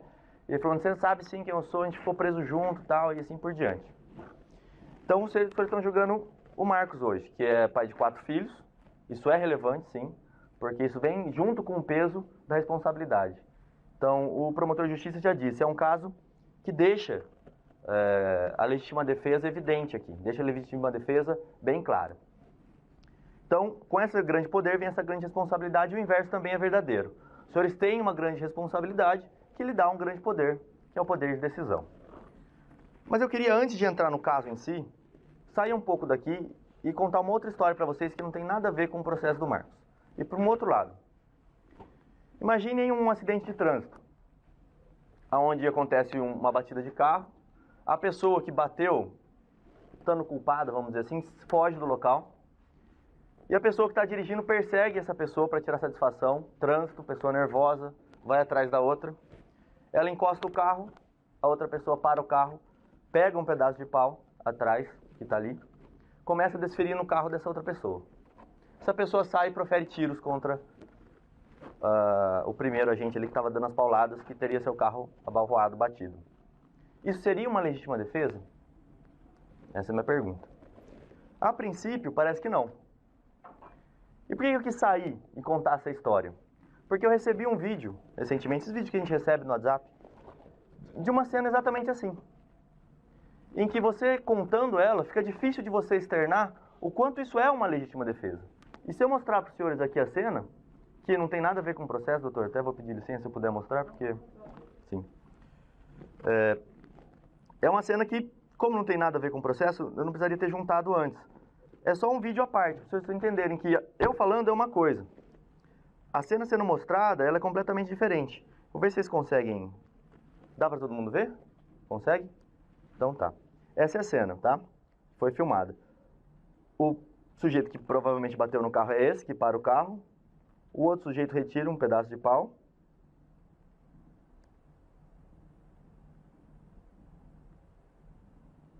Vai para cima dele, dá pauladas ali no carro, abre a porta e ele começa a ser alvejado. São vários disparos até que chega o pessoal e consegue separar aqui. E a partir daqui eles vão ficar só acalmando ali o réu aqui no caso, vamos dizer assim. Senhores, esse caso, existem vários detalhes que precisariam ser ditos pelas testemunhas que estavam ali para a gente poder entender como isso aqui poderia se configurar em uma legítima defesa. Primeiro detalhe, a suposta vítima aqui para o carro trancando o carro da pessoa que teria batido nela. Então não tem como ela dar ré, não tem como ela sair. Ele já carregava um pedaço de pau, vocês viram o tamanho que é. Ele vai para cima, pelo que a gente pode ver, ele é mais novo do que o réu aqui no caso, vamos chamar assim. Ele é maior, mais forte e começa a atacar ele. Ele se protege dentro do carro, fechando a porta do carro. O sujeito quebra todo o carro dele, volta, abre a porta e vai com o pau para cima. Nesse momento ele tira a arma e atira. Não atira uma, ele atira várias vezes. Por quê? Porque isso é um instinto de defesa. Então esse processo, contado como eu contei inicialmente, ele não é uma legítima defesa. Ele seria uma discussão besta de trânsito que terminou numa morte. Os senhores vendo o vídeo, fica muito claro que isso aqui é uma legítima defesa. Ninguém é obrigado a esperar tomar uma paulada na cabeça, por exemplo, ou esperar o cara continuar, porque do jeito que ele estava nervoso ele iria continuar batendo, para poder se defender. E ele tinha uma arma, ele usou dos meios que ele tinha, dos meios chamados necessários. Então esse vídeo eu quis mostrar justamente para narrar isso. Por quê? Porque a denúncia desse processo, ela narra justamente um crime, e aí eu concordo com o doutor também, hoje a gente vai concordar em todos os pontos, que não é um crime duplamente qualificado, mas sim um homicídio emocional. É isso que narra a denúncia. Por quê? Porque ela extrai de certos pedaços de depoimentos da esposa da vítima, da mãe da esposa da vítima, e assim por diante. Vários depoimentozinhos, ela extrai tudo aquilo, tira o que ela pode tirar para poder mostrar as provas da acusação e acusa. Só que, como foi dito, testemunhas parciais. Os fatos ali narrados são homicídio emocional. O que seria isso? O réu foi lá tirar satisfação na casa da vítima porque uma parente teria apanhado, vai armado até lá, ou leva uma arma propositalmente para ele, ele chega lá querendo falar, ó, eu que mando aqui e tal, a vítima chega, não, calma, calma, calma, se é um moleque não faz isso, é só moleque, olha aqui, pum. Provocou ele, ele atirou. Isso seria um homicídio emocional. Essa é a cena contada inicialmente. Porém, durante o processo, você percebe que não é assim, que a situação muda. Outras provas vão entrando, outros elementos dentro do processo vão demonstrando que o réu Marcos, na verdade, foi lá com a única e simples intenção de resolver uma confusão inicialmente gerada pelo Alisson, que também todos são primos ali. Alisson é o primo dele, que teria dado um soco na boca da tia. Derrubou ela no chão, ela chegou na casa apresentando sangramento, e aí depois, quando ela foi lá, ela tinha arranhão na perna, arranhão na barriga, porque o Alisson teria batido nela, chutado ela no chão. E hoje eu participo aqui do júri por conta do mutirão, mas naturalmente eu sou defensor público na violência doméstica. E eu escuto isso todos os dias, que a gente tem que acabar com essa história de violência doméstica, que isso é muito prejudicial. E sim, é verdade, é prejudicial. Nós temos que conseguir. Lá na violência doméstica, a vara não para mais de ter processos. É incrível o volume de trabalho que a gente tem. Casos como esse, inicialmente, de um sobrinho que bate numa tia, de um esposo que bate numa esposa, e o réu, de maneira correta, foi lá conversar com o Alisson. Falou, Alisson, vamos parar com isso, cara. Não é a primeira vez que você bate na sua tia. Olha você, homem, não pode agredir a mulher, a tua tia. Olha a diferença, a desproporção de força que você tem para com ela. Ele foi com este intuito, tanto que vai ele e o Gilberto. Os dois primos saem da casa e falam, vamos lá conversar. Por que ele vai lá? Porque ele conhecia a família. Eram primos dele, parente dele. Ele falou, não, vamos lá, vamos conversar que eu resolvo isso.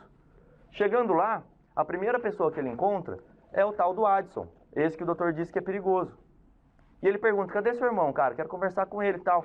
Ele volta dentro da casa, eles discutem ali, começa uma discussão, ele sai com uma arma, ele mostra a arma, o primo dele fala que mostra a arma na cintura, ele fala que ele já mostra a arma na mão, mas isso é detalhe, porque estava armado. Vai no bar chamar o tal do Diogo, que também não era flor que se cheire. Que estava ali, foi lá pra quê?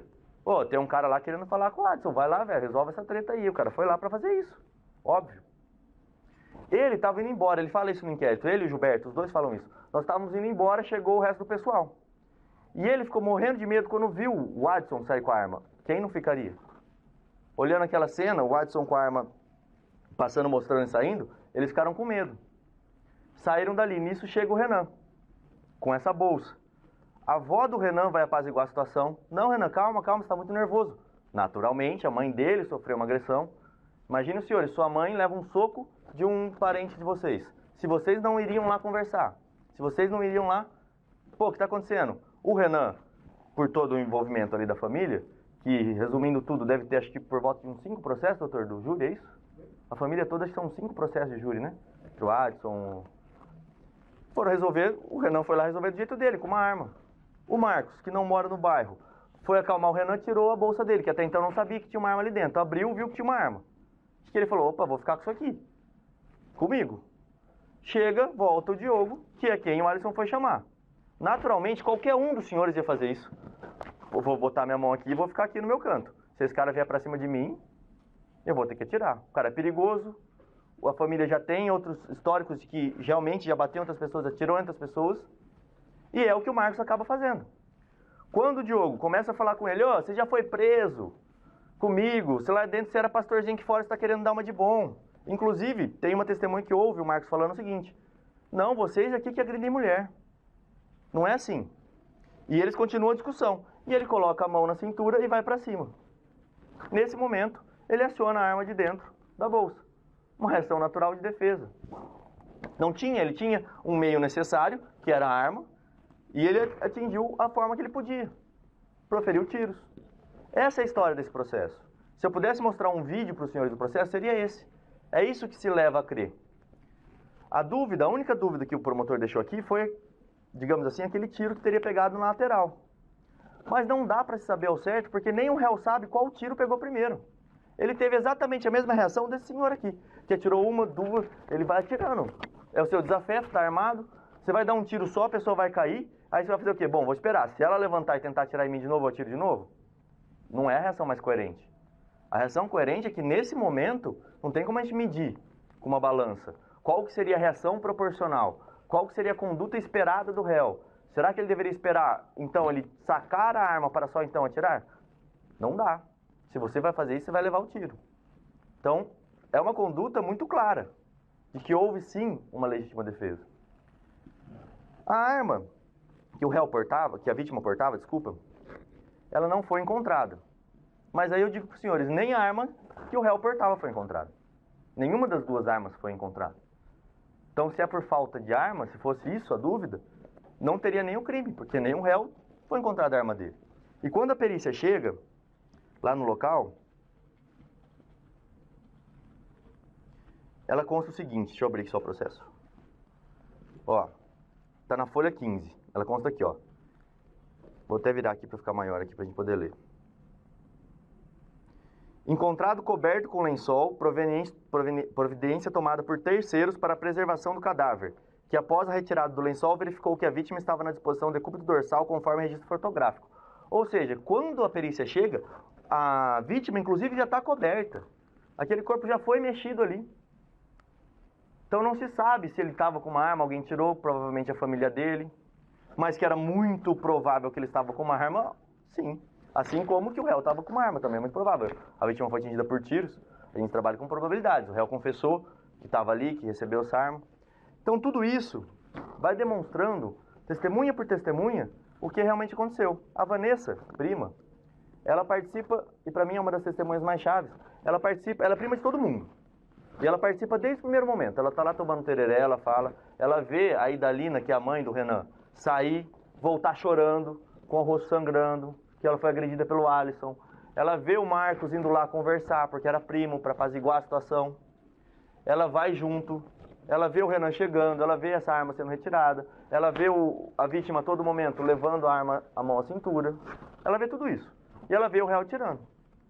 Então ela conta exatamente o que eu estou contando para os senhores. Existe alguma outra versão para o processo? Eu não vejo, a não ser se eu fizer uma suposição. A não ser se eu começar a criar ser. Bom, se a vítima não estava armada, se a vítima não atacou, se essa testemunha está mentindo, aí eu consigo criar uma outra versão para o processo. Fora isso, porque todas as testemunhas falam, é extremamente difícil se criar uma outra versão para esse processo, que não a que o réu atingiu a vítima em legítima defesa. Tanto que o próprio promotor de justiça não conseguiu demonstrar uma outra versão, que não essa, pedindo assim a absolvição do réu no final do processo. Senhores, por uma questão de lógica, uma atitude lógica, óbvio, vamos botar mais dois exemplos aqui para conseguir ficar claro isso. Primeiro, eu tenho porte de arma, então eu ando com a minha arma comigo. O promotor tem porte de arma, o doutor também tem porte de arma, o doutor Alessandro, e assim por diante.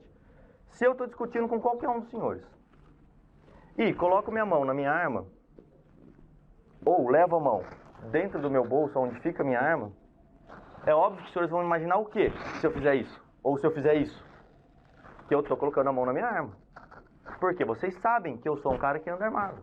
Assim como o réu, na situação, sabia que o Adson era um cara que andava armado. Que viu, inclusive, uma arma. Que viu ele chamar o Diogo. E vocês acham que o Adson ia chamar o Diogo com uma arma e ia falar pro cara, ó, leva essa arma? Lógico. Ou ele ia falar, não, cara, eu tô com uma arma aqui, eu busquei em casa, mas é só pra eu ficar com ela aqui no bar, enquanto você vai lá resolver a situação. Não tem sentido. Então, por exemplo, se eu faço esse tiro, mesmo que eu não tenha uma arma, mesmo que eu não ande armado, mesmo que seja só uma caixinha de óculos, qualquer um dos senhores iria reagir. Se nós estamos discutindo, eu ponho a mão no bolso, você tem como reagir, eu faço isso, você vai reagir. Nem que seja no instinto de tentar abaixar, ou então de ir pra cima, qualquer coisa. O que você tiver, você vai fazer. É um instinto defensivo, não é natural.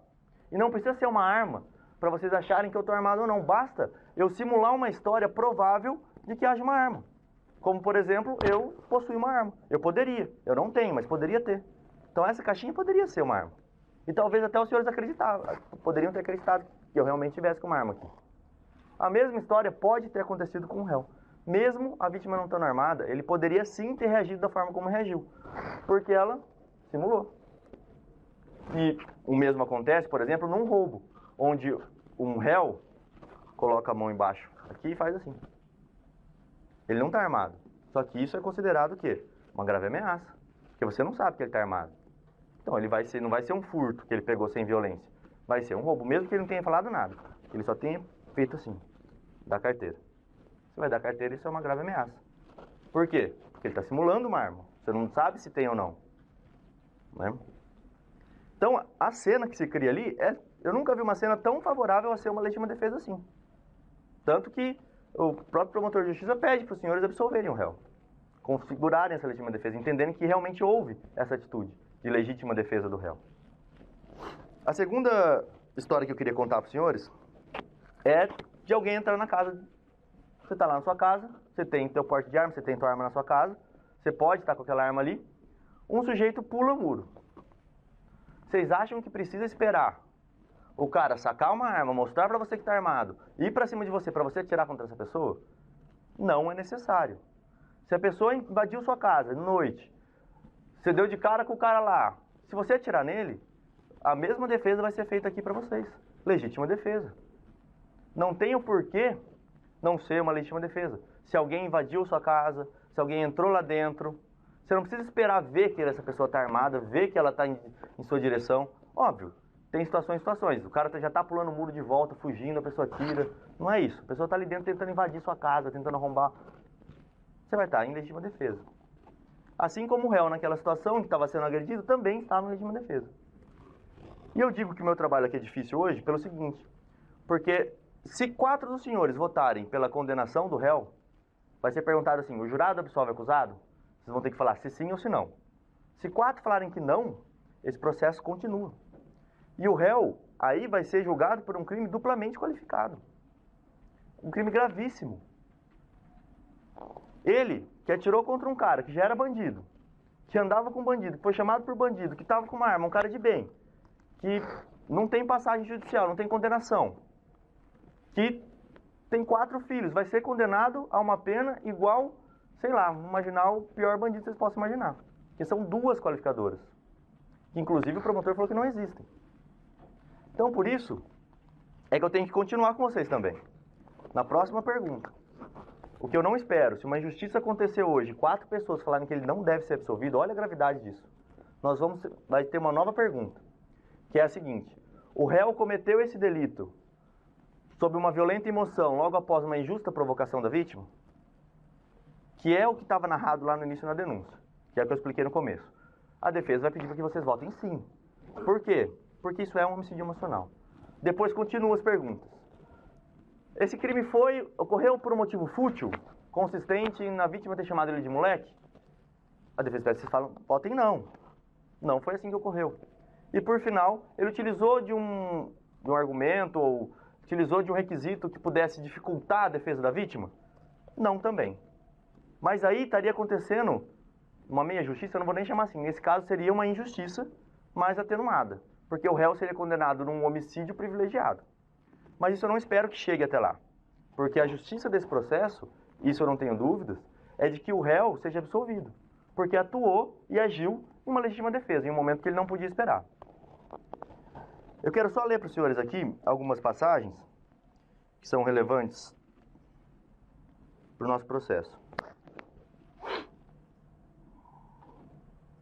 A legítima defesa ela vem prevista no artigo 25 do Código Penal e fala o seguinte: entende-se em legítima defesa quem, usando moderadamente dos meios necessários, repele uma injusta agressão, atual ou iminente, a direito seu ou de outrem. Então vou com calma aqui para vocês entenderem. Ó. Está em legítima defesa quem, usando moderadamente dos meios necessários. Então o que ele tinha? Ele tinha uma arma. O que ele fez? Ele disparou o que ele podia disparar ali. Então ele usou moderadamente do meio que ele tinha necessário, que era a arma. Repele injusta agressão. E foi comprovado que a vítima colocou a mão na cintura e foi para cima dele. Se estava arma ou não, gera essa dúvida. Eu acredito que pela lógica ela realmente estava armada assim como o promotor, mas colocou a arma e foi. É uma agressão E aí fala, ela não precisa nem ser atual, ela não precisa nem estar acontecendo, ela pode ser iminente, ela pode estar para acontecer, que era o caso.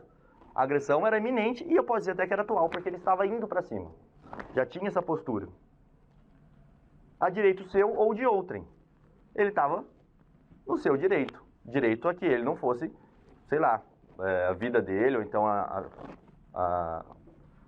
o físico dele não fosse agredido. Então ele se utilizou dos meios que ele tinha para se defender. Ele, inclusive, poderia defender um terceiro.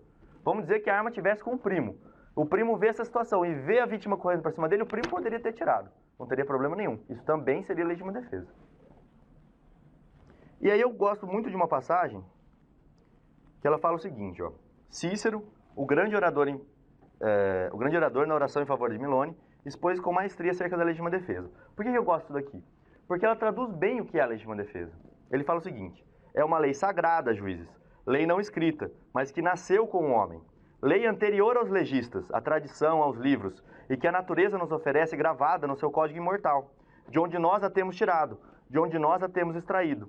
Lei menos estudada do que sentida. Num perigo iminente, preparada pela astúcia ou pela violência, sob o punhal da cupidez ou do ódio, todo meio de salvação é legítimo. O que ele quer dizer aqui é o seguinte, que a legítima defesa não é uma coisa que o homem criou, colocou na lei e pronto, tá lá. Vamos supor o furto. O furto é o que o homem criou. Isso aqui era seu, eu venho, pego pra mim sem te ameaçar. Isso é o furto, uma lei que a gente criou para que todo mundo vivesse bem em sociedade. A legítima defesa não. Ela é algo anterior, ela é algo natural. Todo mundo que é atacado tem a natureza de se defender, de atacar também. É natural isso. É isso que ele quer dizer aqui. E uma passagem de um doutrinador famoso, dentro do processo penal, que é o Nelson Hungria, ele é bem antigo, ele fala o seguinte: não se trata de uma pesagem em balança de farmácia, mas uma ferição ajustada às condições do caso vertente. O que ele quer dizer aqui? Que a legítima defesa a gente tem que analisar de acordo com cada caso.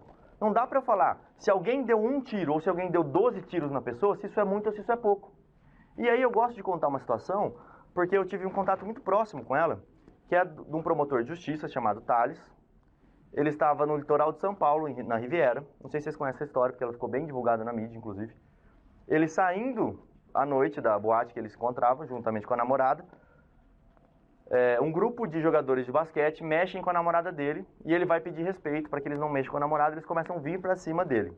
Ele então tira sua arma, anuncia que está armado, o grupo continua indo para cima dele, ele se identifica como promotor de justiça, eles continuam indo para cima dele, ele dá tiro para cima, eles continuam indo para cima dele e ele começa a alvejar essas duas pessoas. Ele acerta duas pessoas.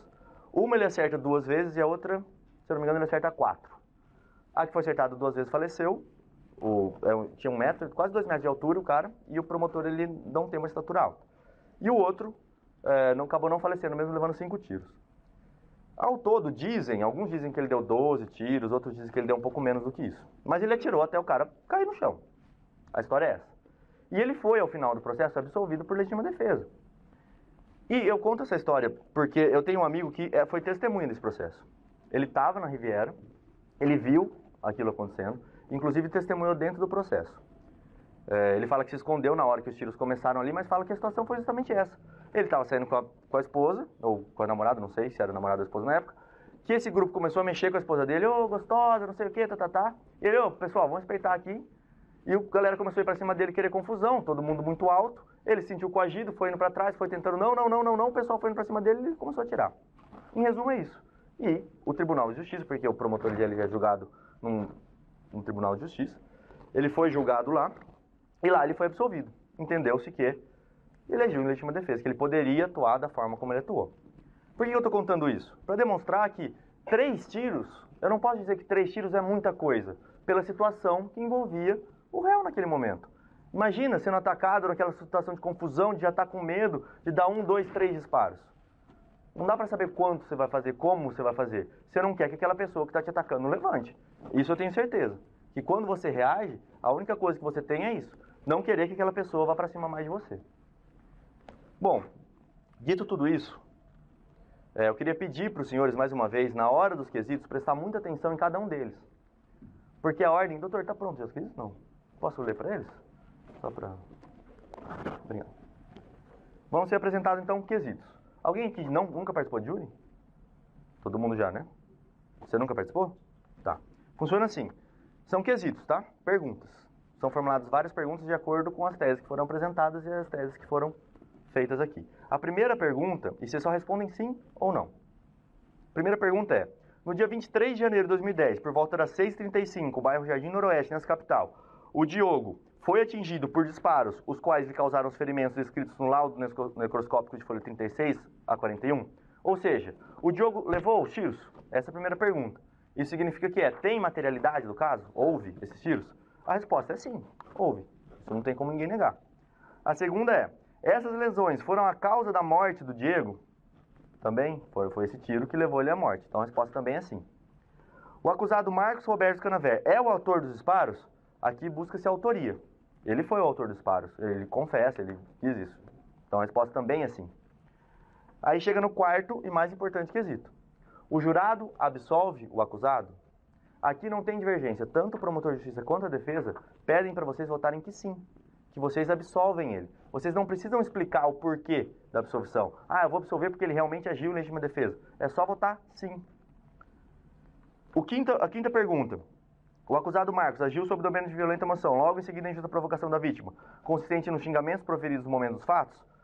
Se passar essa votação, é isso que eu peço para os senhores, porque eu não acredito que vai passar. Só que eu tenho que explorar todas as alternativas.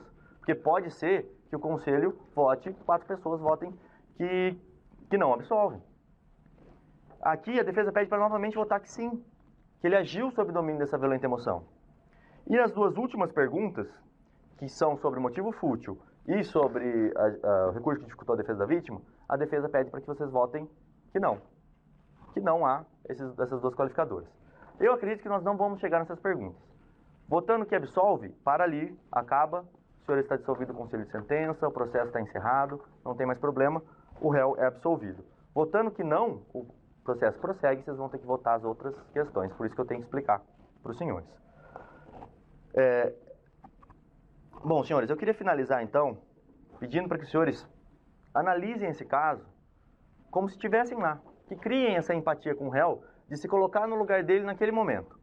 De uma tia ter sido agredida, de vocês terem ido lá porque conhecia todo mundo, tentado apaziguar a situação, se ver colocado numa situação ali de agressão, de alguém que está de uma briga que você não esperava, e de repente alguém aparece armado naquela situação, e a partir dali chega um terceiro que você não conhece, falando que estava preso com você na máxima, e que você era bonzinho e que agora estava dando problema, armado, coloca a mão na cintura e vai para cima. É nesse momento que eu quero que vocês se coloquem e pensem, o que eu faria se eu tivesse com uma arma na minha mão? Se a resposta for igual a que o réu fez, ou for possível que o réu faça aquilo, que aí a gente entra em outro campo que chama inexigibilidade contra os diversos, ou seja, se não tinha como o réu agir de uma outra forma, dadas as circunstâncias dele, a resposta é sim para aquele quesito, que é o tanto que a acusação pede, como que a defesa pede. Muito obrigado.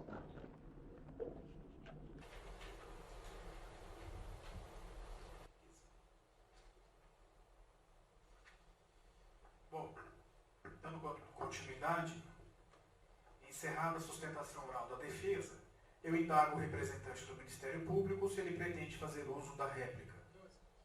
Bom, não havendo então a pretensão de fazer uso da réplica, eu encerro, portanto, a fase das alegações finais, das alegações orais. Estando concluídos os debates, eu indago aos senhores jurados se estão habilitados para julgar ou se precisam de mais algum esclarecimento para formar a convicção do julgamento. Todos estão de acordo para a gente poder dar prosseguimento? Bom, com relação aos quesitos a serem respondidos na sala secreta, eu vou tornar agora os quesitos públicos para apreciação das partes e desde já eu esclareço aos senhores jurados que na hora da votação eles serão por mim explicados aos senhores para que os senhores tenham a convicção da votação que irão realizar.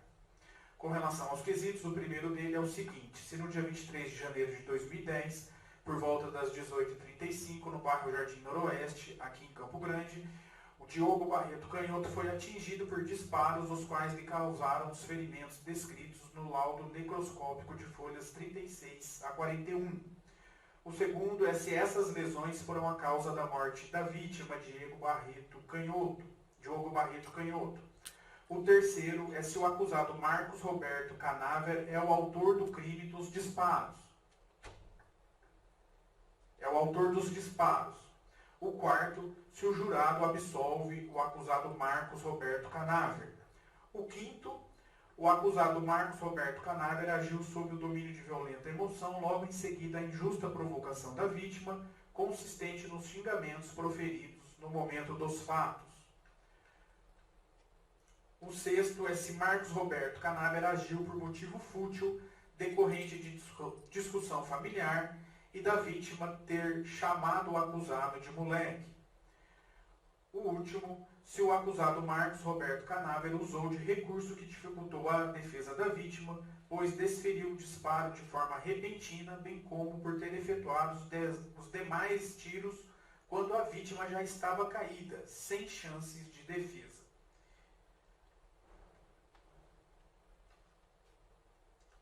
Eu indago as partes, estão de acordo com os quesitos que foram formulados? Bom, então, para o julgamento dessa sessão, eu declaro suspensos os trabalhos para que todos os jurados possam, na sala secreta, que será realizada aqui mesmo no plenário do júri, proferir a votação. Ficam as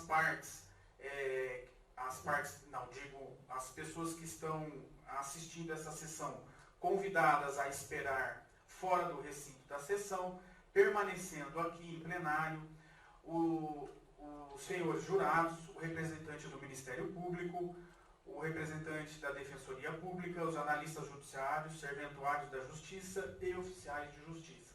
Após a votação, então, nós regressamos para a prolação da sentença.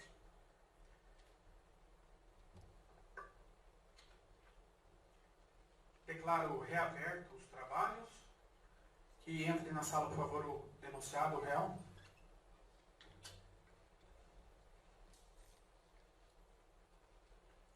Todos em pé para a leitura da sentença.